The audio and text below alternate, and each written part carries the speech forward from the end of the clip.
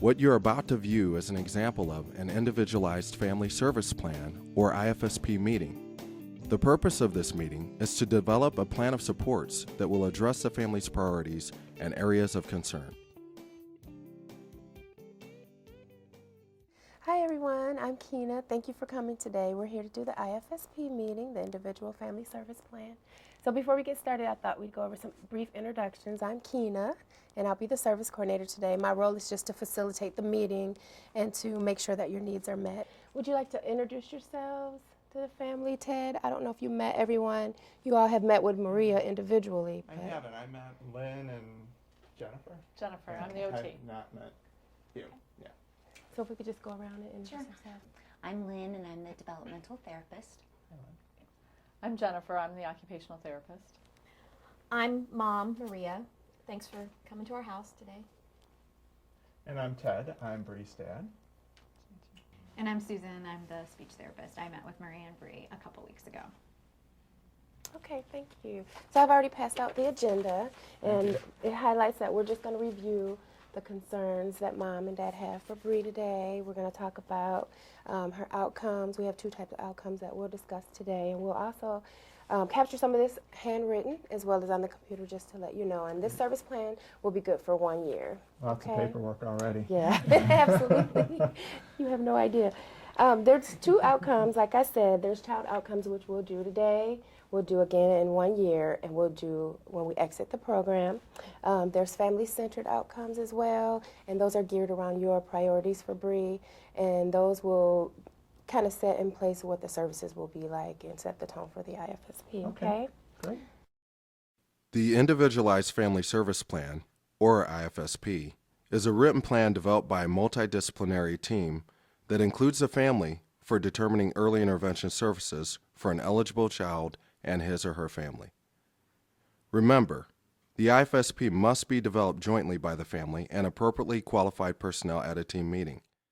The IFSP meeting must be completed within 45 days of referral for children found eligible for early intervention. Every attempt should be made to schedule meetings that allow all participants to participate in the meeting face-to-face when possible. Service coordinators set the pace for the IFSP meeting. Service coordinators should slow the meeting down or ask for a break if they feel it would benefit the family. All information at the meeting should be presented in a way that encourages anyone at the meeting to ask questions or disagree with what is being stated. The goals of writing every IFSP are to establish family priorities, create global, family-centered, functional outcomes, develop interactive strategies to meet those outcomes, and develop a plan of services to support families in carrying out the strategies agreed upon. Just to recap, your concerns about Bree were her communication skills. You were also concerned about her W sitting, and then a friend of yours who was a speech therapist also mentioned something about her sensory processing skills. Right. I'm still concerned about her speech, but she's improved since the last time you all were here. So, she's starting to do some more signing. The W sitting, I'm less concerned about. After I met with you and you kind of talked a little bit about that, we're just trying to keep on reminding her not to sit that way. That's great. And the sensory stuff, I still don't quite understand it a little bit, but, so maybe we can talk about that a little bit more. I was trying to explain to Ted a little bit what that was, the whole just, not liking certain things and touching, but so I'm a little less concerned, but would like a little bit more explanation for him.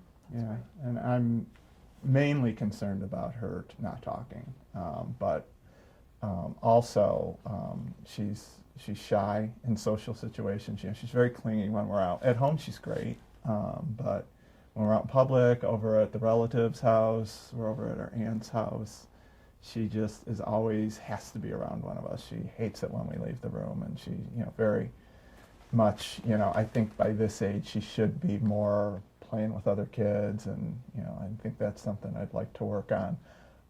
The sensory thing, I'm really not quite sure what that is or how important that is, but I guess that's why we have you here. It is important that the service coordinator allow the parents and other family members to start the meeting.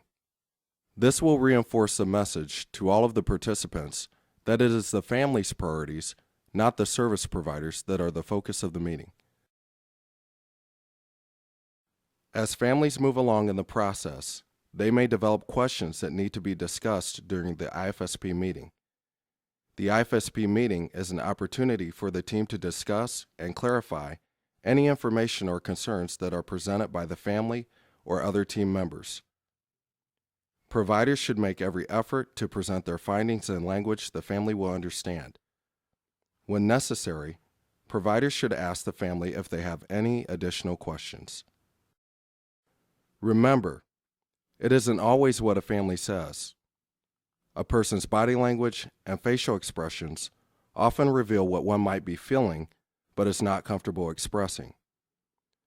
Families may be overwhelmed by the information that is shared at an IFSP meeting, and providers should make every effort to make the family feel comfortable with this process.